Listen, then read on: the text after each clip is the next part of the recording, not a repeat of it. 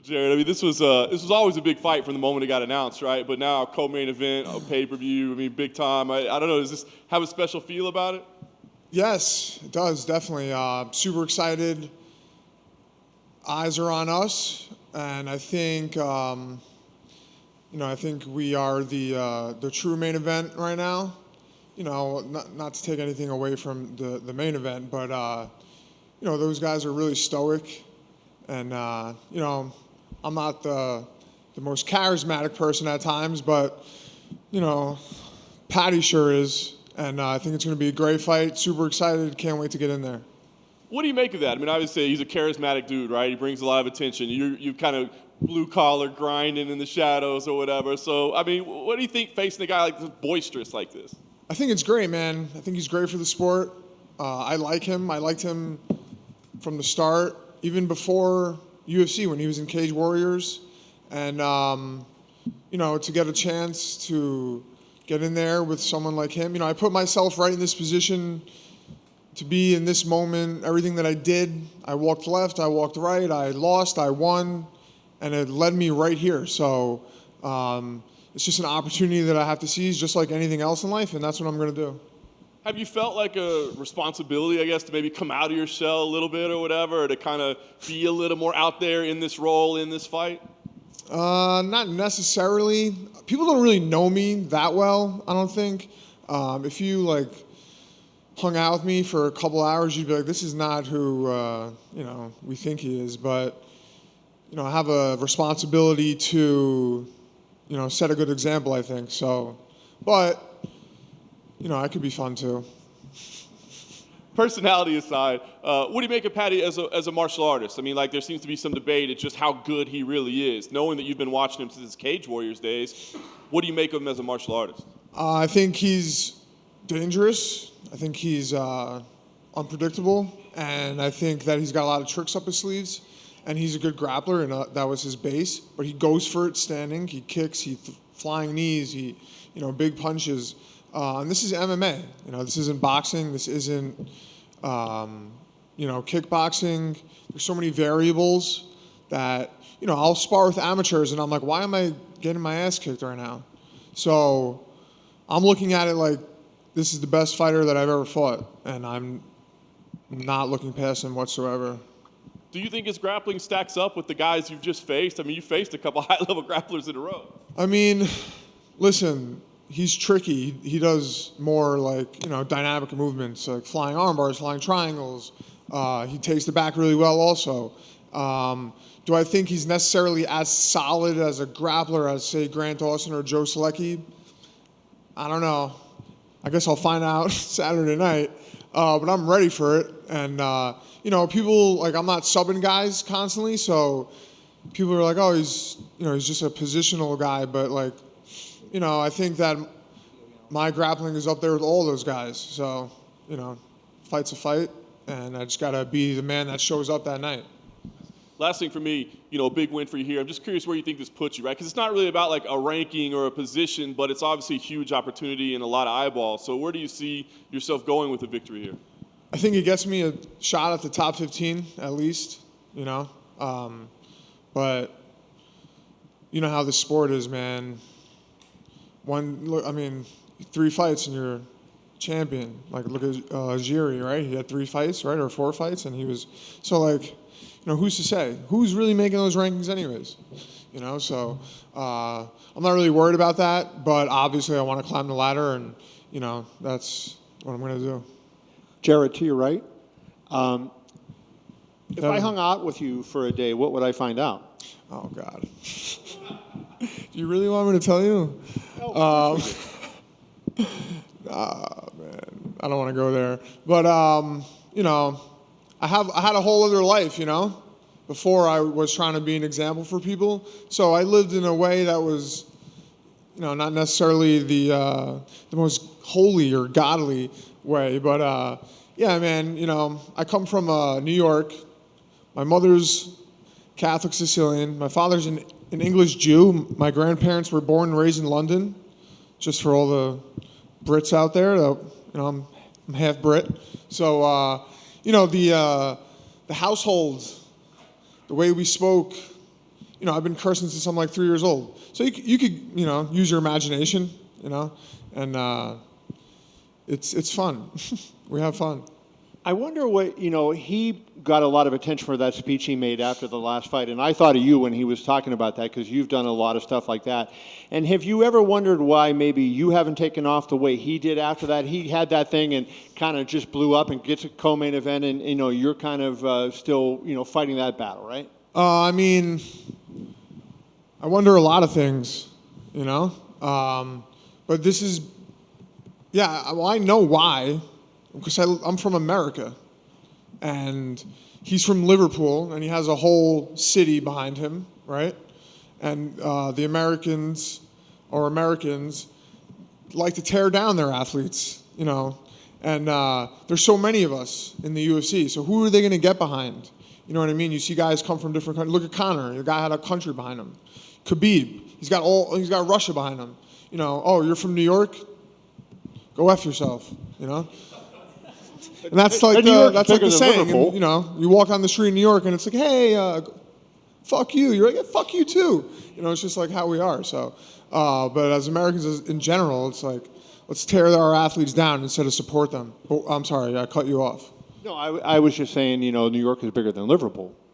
Yeah, but that's a problem in itself. Who's Jared Gordon? How many people are from New York? So, I assume the fact that, he has had so much hype behind him made it more attractive to you when the fight was announced, because now you have a guy that a lot of people are going to tune in to see, and that puts you in the spotlight that way. Do you look at it like that, and that maybe you beat him, you take some of his shine? Yeah, I got to go in there and do what I got to do. Like, perfect example, right? Masvidal versus Darren Till.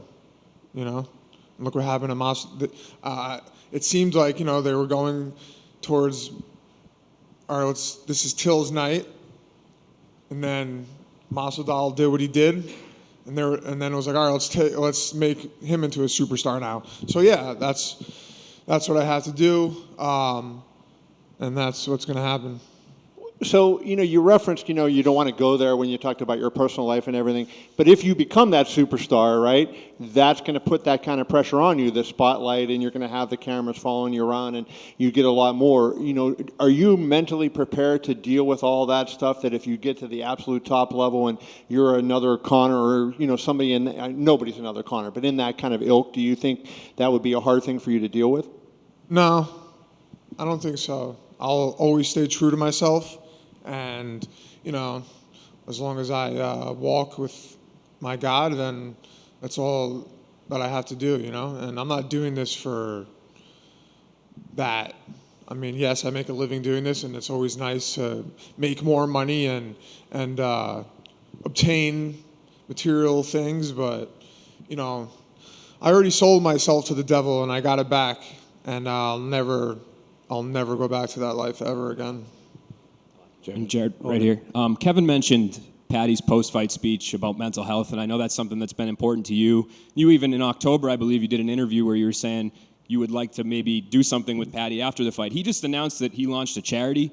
I don't know if you saw that, but do you feel like maybe you guys have more in common in that department than meets the eye, and would you like to maybe help him out with that going forward? Yeah, of course. I mean, I had said that for that reason. Like, maybe we could do something together. Nothing came of it, but that doesn't mean something can't happen in the future. And, I think that even post or pre-UFC, I remember hearing him on the MMA Hour or whatever he calls his show now, that he was, dealt with mental health issues and stuff like that. And I was like, oh, and that's when I started kind of liking him. But yeah, I think that with the support, that we both have and the people that are around us, that we could do something, and why not, right? And we can entertain people in the process. And do you think you guys both proved maybe, I feel like there was this thought at one point in time that negativity was the thing that could promote fights and get people talking about your post-fight interview. But do you feel like maybe you guys are just proving that with the messages you're sending? Yeah, I mean, listen, I see guys all the time, saying certain things to each other, using certain words, being tough guys. And it was like, if you were really a criminal, then you would you wouldn't be here. You would be out there extorting people and selling drugs and killing people. And I hear people call each other certain words, and it's like, where I've been and from where I'm from, those words, those aren't fist fighting words. Those are, I'm going to stab you in your back when you're not watching words, But you could tell certain people haven't been to jail. Even, some of our superstars, they've never been to jail. They've never shared a cell with someone else that they don't know who comes from, a terrible place. So yeah, that whole, the crap talk, I get it.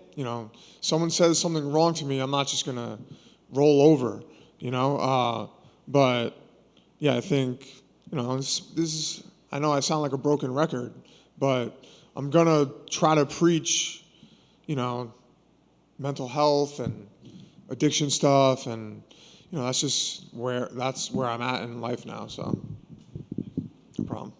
Jared, were you surprised about the backlash that you got when you said that MMA doesn't fulfill you? Oh yeah, dude. Went right over so many heads, and it was like, you guys really are stupid.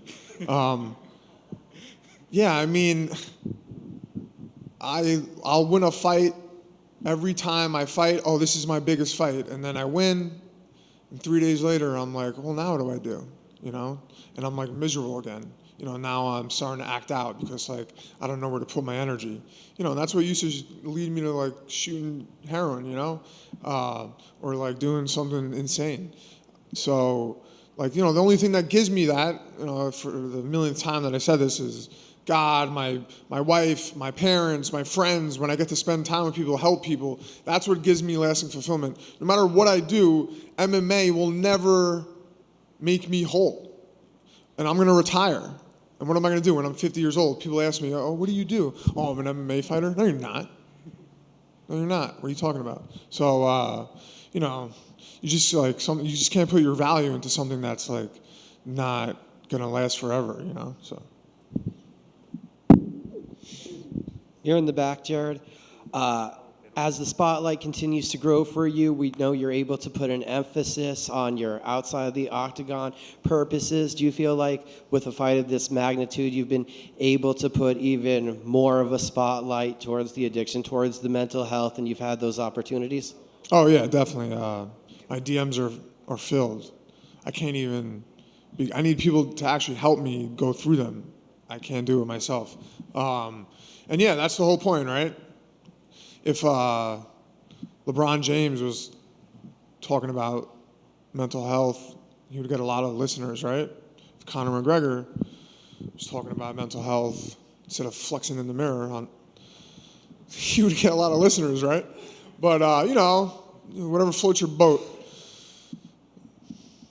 And right now, do you have a direct focus, purpose, which way you want to take your journey as far as helping people?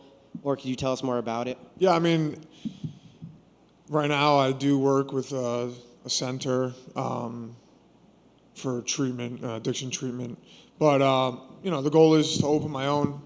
I would like to do something for athletes and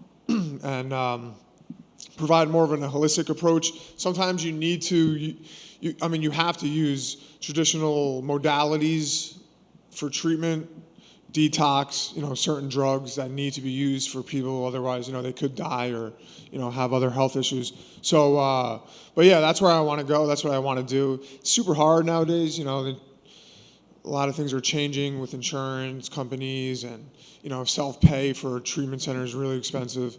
But yeah, that's something I definitely want to do. And I'm sure other things as well, as far as, I help people for free all the time. And that's what I've been doing for years. So I'm not trying to I have to toe the line of, am I doing this for personal gain and money, or am I doing this because I really want to help people? But I speak to certain people and they give me the answers that I need when it comes to stuff like that, and I'll figure it out. Thank you. No problem.